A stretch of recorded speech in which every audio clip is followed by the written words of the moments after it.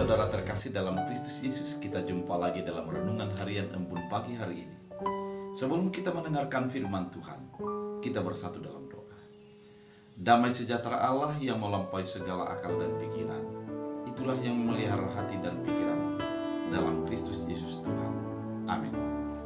Saudara terkasih, firman Tuhan untuk kita dari 1 Tesalonika 4 ayat 9. Dalam bahasa Batak Angkola dikatakan demikian. Nada perlube surat konon nami Tuhamu, anggota ringut tunama kaholongi dongan saha persayaan, sangana biabe non munu, hamusan diri pe, madung diajari di bata acu marsi hawolongan.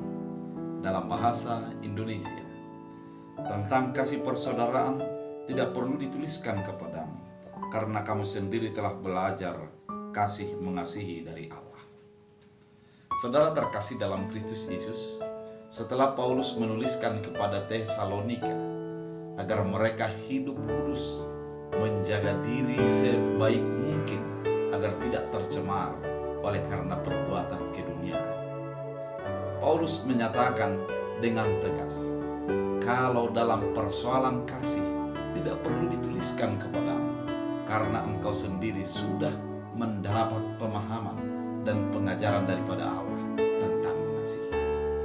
Kenapa demikian percaya diri Paulus menyatakannya? Memang kasih kalau secara teori gampang untuk dilakukan, namun secara praktek merupakan sesuatu yang sulit untuk kita lakukan. Agar mudah kita melaksanakan kasih, kita harus berasal dari hati, pengenalan yang tepat tentang Allah dalam kehidupan kita. Karena terlalu banyak orang menyatakan kasih, terlalu banyak orang mengungkapkan ungkapan-ungkapan kasih, namun secara tindakan nyata begitu jauh daripada perbuatan kasih. Begitu mudah kita mengatakan kasihan dia, namun kita tetap berjalan ketika dia mengalami kecelakaan, hanya ungkapan kasihan yang diungkapkan. Begitu mudah orang mengatakan kasihan ketika seseorang kelihatan tidak mendapat makanan, begitu banyak kesulitan-kesulitan dari hidupnya, maka kita mudah mengatakan kasihan, namun tidak ada action, tidak ada perbuatan. Maka kasih yang kita ungkapkan hanyalah sebuah ungkapan kata-kata, bagaikan syair yang begitu indah kedengaran, namun faktanya begitu sulit untuk dilakukan. Oleh karena itu, firman Tuhan Paulus mau mengingatkan kepada orang Tesalonika, dalam hal berbuat kasih kita harus meneladani Allah yang begitu mengasihi. Apa yang dilakukan Allah? Yang dilakukan Allah adalah tidak melihat keterbatasan umat yang akan ditebusnya itu, namun dia masuk ke dalam keterbatasan itu dan menjadi memahami manusia seutuhnya, sehingga dengan kedatangnya dia menjadi manusia, persoalan kemanusiaan diselesaikan, maka Allah dan yang kudus dan manusia yang cemar diperdamaikan dalam kasih yang sudah dinyatakan oleh Yesus Kristus.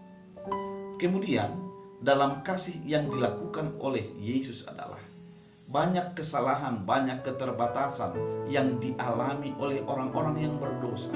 Namun Yesus melawat di dalam keberdosaan dan keterbatasan itu, sehingga merasa kelepasan yang sangat luar biasa di dalam kehidupan orang yang dikasihi tersebut. Demikianlah sesungguhnya orang percaya yang mengasihi, bukan mengukur tindakan yang kita lakukan dari diri kita, namun melakukan tindakan kasih dari orang yang kita kasihi.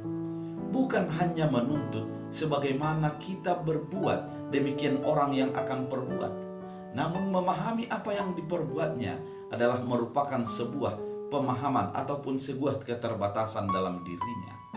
Oleh karena itu, saudara terkasih dalam Kristus Yesus, ketika kita memahami kasih akan Allah, maka kita tidak akan menuntut kasih daripada orang lain kepada kita, namun kita akan mengupayakan diri kita agar memahami orang lain, kemudian mengasihinya sebagaimana keberadaannya. Saudara terkasih dalam Kristus Yesus, mengasihi adalah sebuah tindakan ataupun perbuatan total dari kehidupan kita. Maka dikatakan dalam firman Tuhan bahwa ketika kita mengasihi, sesungguhnya adalah kita mengasihi orang lain sebagaimana diri kita mengasihi kita. Tidak ada sebuah pembeda antara orang lain dengan diri kita. Maka kita memahami di orang lain adalah dengan memahami diri kita dengan benar.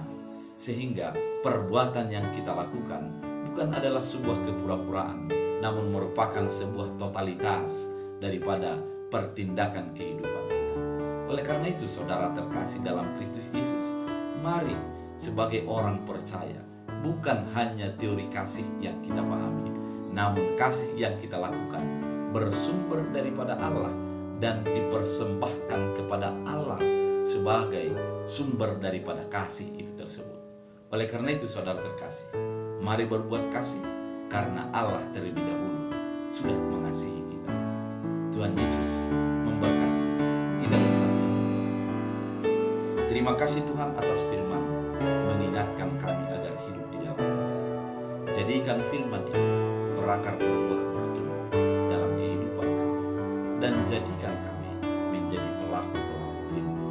Sembuhkanlah yang sakit,